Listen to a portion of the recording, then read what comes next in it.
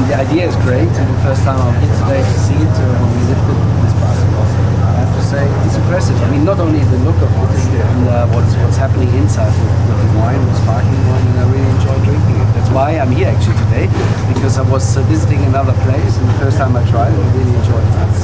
And so we came to contact. So what is your story about that in Slovenia? No, first of all, I mean, you know that I have my own wine from Slovenia, from Finland. And yeah, when I came I came along this product.